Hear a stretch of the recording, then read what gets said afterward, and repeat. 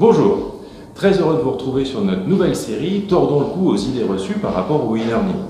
L'objectif c'est quoi? C'est de demander à des personnes qui n'ont pas franchi le cap encore de e-learning de savoir ce qui les empêche en fait de franchir le pas.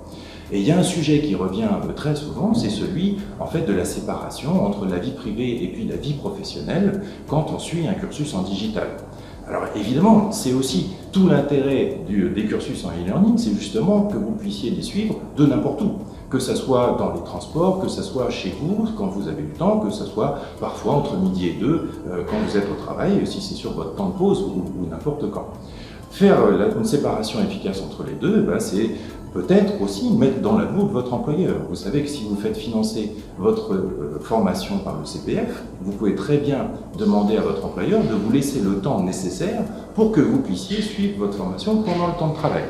Bien entendu, ça impose que celui-ci soit au courant, mais du coup, il n'y aura plus de problématique de séparation entre la vie privée et puis la vie professionnelle dans un cursus. Autre élément pour vous aider justement à structurer votre démarche d'apprentissage en e-learning, et ça fait référence à une vidéo qu'on a fait déjà dans le passé, c'est d'avoir un plan de révision.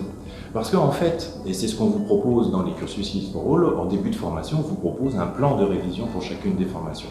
Ça, c'est important parce qu'en fait, ce qui compte et ce qui va déterminer votre réussite dans un cursus en e-learning chez nous, c'est la régularité.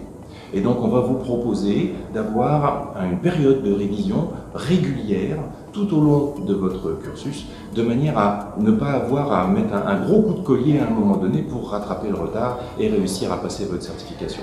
C'est aussi pour ça qu'on vous laisse assez de temps chez Skills for All pour passer votre certification, mais pas trop, parce que si on laisse trop de temps, après on s'aperçoit qu'on ne fait plus l'effort, et là ça devient encore plus compliqué, parce qu'il faut donner un très gros effort pour finir dans les temps, et c'est un gros problème.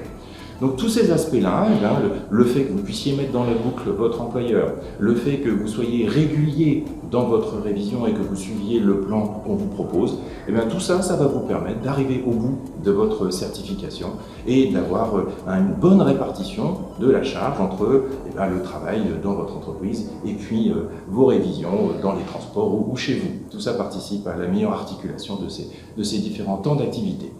Voilà, merci beaucoup et à très bientôt sur Skills for All.